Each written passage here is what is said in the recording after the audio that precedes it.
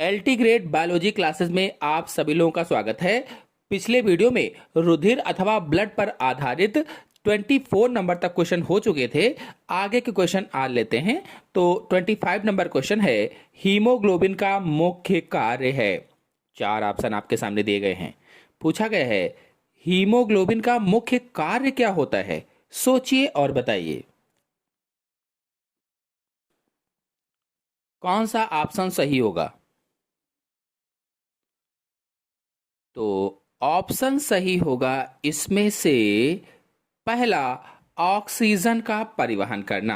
आपको बता दें कि जो हीमोग्लोबिन है ये ब्लड की जो आरबीसी कोशिकाएं होती हैं, आरबीसी में पाई जाती है।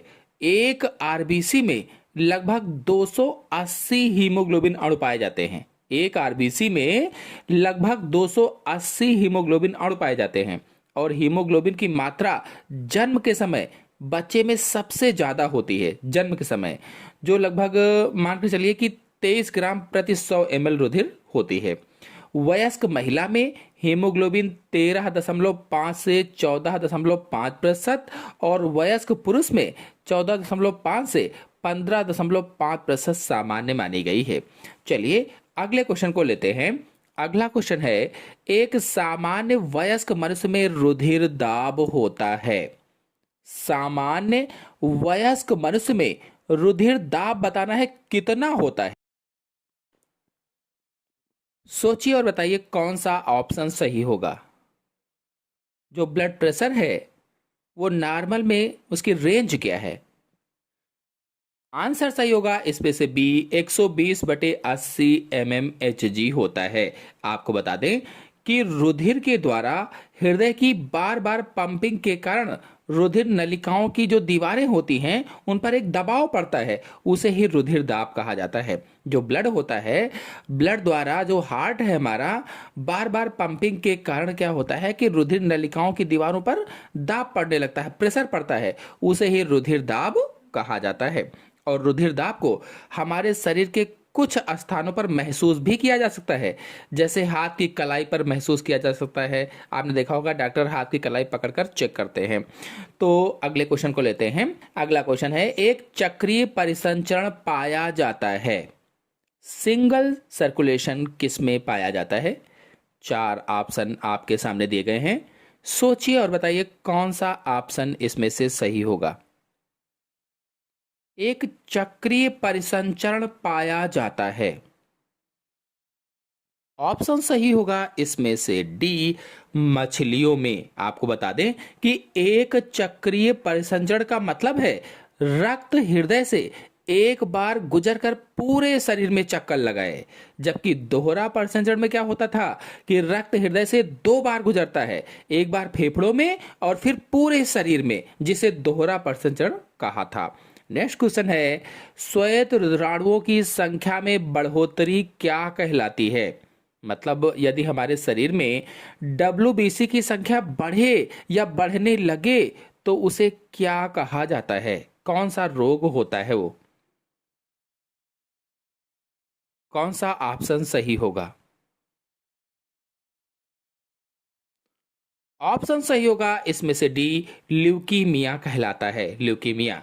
बता दें कि डब्ल्यूबीसी यानी वाइट ब्लड सेल या श्वेत रुधिराणुओं की संख्या में बढ़ोतरी ल्यूकोसाइटोसिस कहलाती है। ल्यूकोसाइटोसिस। लेकिन कभी कभी ल्यूकेमिया का भी संकेत होता है। अब इसमें ल्यूकोसाइटोसिस नहीं लिखी है, इसलिए ल्यूकीमिया ऑप्शन सही हो जाएगा। नेक्स्ट क्वेश्चन है, मनुष्य में श्वेत रुधिराणुओं का जीवन काल होता है। श्वेत रुधिराणु यानी डब्ल्यूबीसी का जीवन काल कितना होता है? 10 दिन से कम, 24 घंटे, 120 दिन, 100 घंटे। ऑप्शन सही होगा इसमें से पहला, 10 दिन से कम होता है। और जो 120 दिन है ये मनुष्य में लाल रुधिराणुओं का जीवन काल होता है, मनुष्य में आरबीसी का जीवन काल होता है। और अगर प्लेटलेट्स की बात की जाए तो 7 से 10 दिन के बीच में माना जाता है। नेक्स्ट क्वेश्चन है, हृदय में पेस मेकर है। हृदय में पेस मेकर क्या होता है? सोचिए और बताइए कौन सा ऑप्शन सही होगा।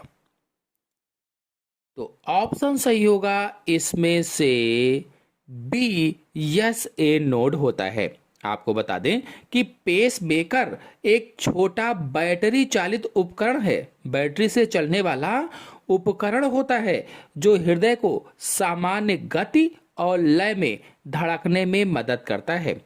जब हृदय की धड़कन बहुत धीमी हो जाती है तो क्या किया जाता है कि पेस मेकर को लगाया जाता है हृदय में।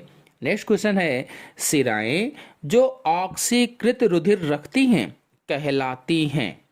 देखिए, हम सभी लोग छोटे क्लासों में पढ़े हैं कि सिराओं में अनऑक्सीकृत रुधिर बहता है, यानी अशुद्ध रुधिर बहता है, जबकि जो धमनियां होती हैं उनमें शुद्ध रुधिर या ऑक्सीकृत रुधिर बहता है।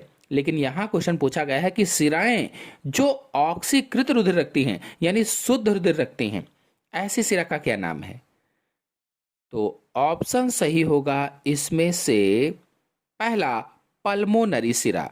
देखिए, पल्मोनरी सिराओं में ऑक्सीकृत रुधिर बहता है यानी शुद्ध रुधिर बहता है, और पल्मोनरी धमनी में अशुद्ध रुधिर बहता है। बाकी सेम वही होगा, धमनी में शुद्ध और सिरा में अशुद्ध। लेकिन अगर पल्मोनरी लगेगा तो काम उल्टा हो जाएगा।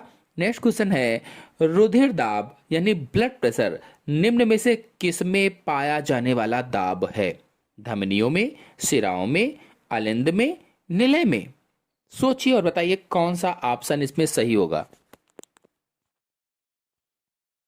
रुधिर दाब निम्न में से किस में पाया जाने वाला दाब है?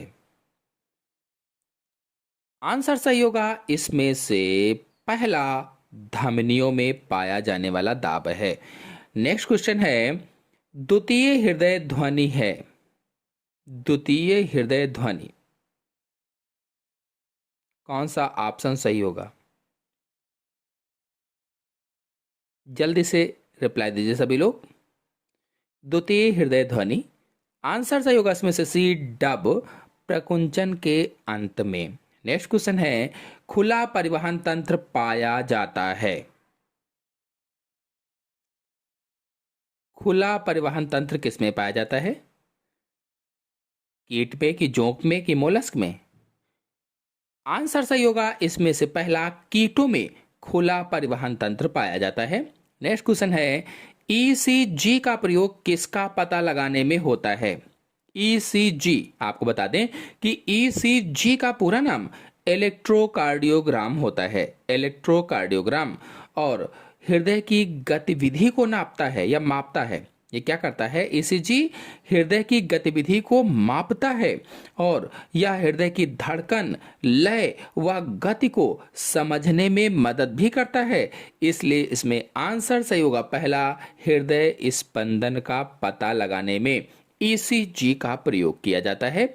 नेक्स्ट क्वेश्चन है, हृदय को घेरे रहने वाली झिल्ली है। ऐसी झिल्ली जो हमारे हार्ट को घेरे रहती है, हृदय को घेरे रहती है, उसे क्या कहा जाता है? कौन सा ऑप्शन सही हो सकता है? ऑप्शन सही होगा इसमें से सी, पेरिकार्डियम कहा जाता है। बता दें कि यह दोहरी परत वाली झिल्ली होती है। जो पेरिकार्डियम है ये दो परत वाली झिल्ली होती है जो हमारे हार्ट को घेरे रहती है और हार्ट को सुरक्षा प्रदान करती है। जैसा कि मैंने बताया कि दोहरी परत वाली झिल्ली है तो दोनों परतों के बीच में एक तरल पदार्थ भरा होता है। उस तरल पदार्थ को पेरिकार्डियल द्रव कहा जाता है। पेरिकार्डियल द्रव, और यह द्रव हृदय को धड़कते समय घर्षण से बचाता है, यानी कि उसकी सुरक्षा करता है। नेक्स्ट क्वेश्चन है, रुधिर दाब मापा जाता है। रुधिर दाब मापा जाता है किस में या किसके द्वारा? ब्लड प्रेशर किसके द्वारा मापा जाता है? तो आंसर सही होगा इसमें से सी, स्फैग्मोमैनोमीटर के द्वारा रुधिर दाब मापा जाता है। स्फैग्मोमैनोमीटर के द्वारा। बता दें कि रक्तचाप या ब्लड प्रेशर या रुधिर दाब इसी यंत्र द्वारा मापा जाता है और इसे ब्लड प्रेशर मॉनिटर भी कहा जाता है। जो स्फैग्मोमैनोमीटर है इसे ब्लड प्रेशर मॉनिटर भी कहा जाता है अथवा ब्लड प्रेशर मशीन भी कहते हैं। नेक्स्ट क्वेश्चन है, RH कारक सर्वप्रथम किस में खोजा गया था? RH कारक किस में खोजा गया? नर मानव में, मादा मानव में, कुत्ते में, बंदर में? सोचिए और बताइए। बहुत ही ज्यादा इंपॉर्टेंट क्वेश्चन है ये। आंसर सही होगा इसमें से डी, बंदर में। बता दें कि RH फैक्टर की खोज सन 1940 में कार्ल लैंड स्टीनर और अलेक्जेंडर वीनर ने की थी। इन्होंने यह खोज रीसस बंदर में की थी, रीसस बंदर में। और RH फैक्टर मनुष्यों में रक्तदान या ब्लड ट्रांसफ्यूजन में महत्वपूर्ण भूमिका निभाता है। नेक्स्ट क्वेश्चन है, लसिका का रंग होता है लाल, पीला, रंगहीन, नीला? लसिका का रंग कैसा होता है यह बताना है। आप लोग जानते हैं तो कमेंट बॉक्स में रिप्लाई दें। लसिका का रंग होता है, आंसर सही होगा इसमें से सी, रंगहीन। बता दें कि लसिका रंगहीन या फिर कभी कभी हल्के पीले रंग का तरल पदार्थ होता है। और लसिका को अंग्रेजी में लिम्फ कहते हैं। लिम्फ या लसिका ब्लड जैसा ही तरल पदार्थ है जो शरीर के ऊतकों या टिश्यू में पाया जाता है। नेक्स्ट क्वेश्चन है, स्तनधारियों के हृदय में पाया जाने वाला सिरा अलिंद नोड जाना जाता है। यस, ए नोड जाना जाता है या सिरा अलिंद नोड जाना जाता है? कौन सा ऑप्शन सही होगा? तो आंसर सही होगा इसमें से B, pacemaker. Next question है, केंद्रक युक्त लाल रुधिराणु नहीं पाए जाते हैं पक्षी में, मेढक में, बकरी में, इन सभी में। यानी ऐसे आरबीसी जिनमें केंद्रक होता है वो किस में नहीं पाए जाते हैं? सोचिए और बताइए।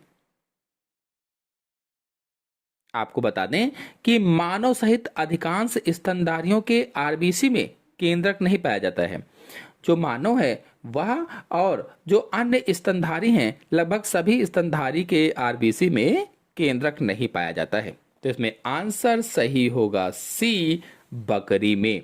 नेक्स्ट क्वेश्चन है, किस रूप में CO2 रुधिर के अंदर प्रवेश करती है?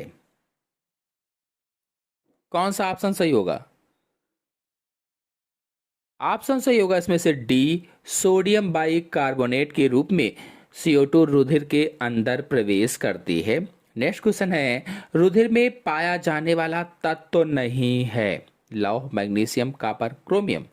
ऐसा कौन सा इनमें से तत्व है जो रुधिर में नहीं पाया जाता है? आंसर सही होगा इसमें से डी, क्रोमियम तत्व रुधिर में नहीं पाया जाता है। नेक्स्ट क्वेश्चन है, रुधिर परिसंचरण की खोज किसने की? चार ऑप्शन आपके सामने दिए गए हैं। ऑप्शन सही होगा इसमें से बी, विलियम हार्वे ने रुधिर परिसंचरण की खोज की थी। आपको बता दें कि विलियम हार्वे एक अंग्रेज चिकित्सक थे, अंग्रेज चिकित्सक जिन्होंने 17वीं शताब्दी में रक्त परिसंचरण की खोज की थी। और रुधिर परिसंचरण का मतलब है कि रक्त या रुधिर हृदय से शरीर के अंगों में जाए और फिर वापस हृदय में आए। यह निरंतर चक्र चलता रहता है, इसे ही रुधिर परिसंचरण कहा जाता है। नेक्स्ट क्वेश्चन है, धमनी शिरा से किसकी अनुपस्थित के कारण भिन्न होती है? धमनी शिरा से किसकी अनुपस्थिति के कारण भिन्न होती है, अलग होती है? चार ऑप्शन आपके सामने दिए गए हैं। सोचिए और बताइए कौन सा ऑप्शन, इसे सभी लोग बताएं। ऑप्शन सही होगा इसमें से सी, कपाट की अनुपस्थिति के कारण। नेक्स्ट क्वेश्चन है, धमनियों की भित्ति में कोलेस्ट्रॉल के जमाव से कौन सा रोग हो जाता है? यानी धमनियों की भित्ति में जब कोलेस्ट्रॉल जम जाता है तो कौन सा रोग हो जाता है? ऑप्शन सही होगा इसमें से बी, धमनी काठिन्य रोग हो जाता है। और धमनी काठिन्य रोग को एथेरोस्क्लेरोसिस भी कहा जाता है, एथेरोस्क्लेरोसिस भी कहते हैं। यानी कि इसमें धमनियां मोटी व सख्त हो जाती हैं। नेक्स्ट क्वेश्चन है, मनुष्य में हृदय दर किसके द्वारा आरंभ होती है? मनुष्य में हृदय दर किसके द्वारा आरंभ होती है बताना है। तो ऑप्शन सही होगा इसमें से पहला, एस ए नोड के द्वारा। नेक्स्ट क्वेश्चन है, वह मध्य चर्मी गुहा जिसमें रुधिर उपस्थित होता है। ऐसी मध्य चर्मी गुहा का नाम बताना है जिसमें रुधिर उपस्थित होता है। ऑप्शन सही होगा सी, हीमो गुहा कहलाती है। नेक्स्ट क्वेश्चन है, धमनी और सिरा का पीएच होता है।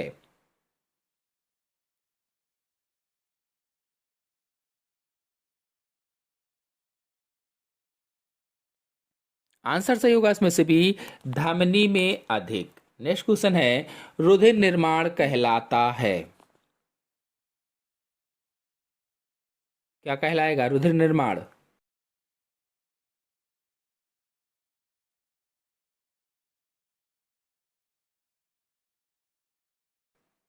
रुधिर निर्माण हीमो निर्माण कहलाता है।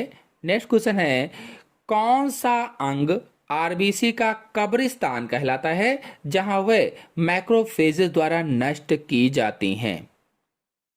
आरबीसी का कब्रिस्तान किसे कहते हैं?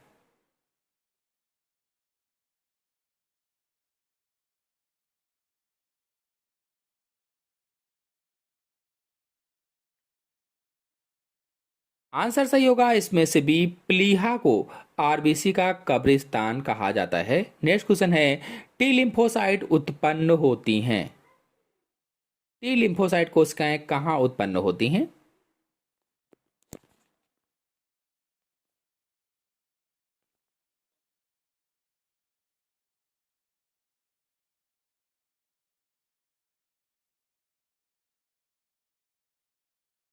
आंसर सही होगा इसमें से भी, अस्थि मज्जा या बोन मैरो में उत्पन्न होती हैं। नेक्स्ट क्वेश्चन है, किस डॉक्टर ने प्रथम हृदय प्रत्यारोपण किया था? किस डॉक्टर ने प्रथम हृदय प्रत्यारोपण किया था?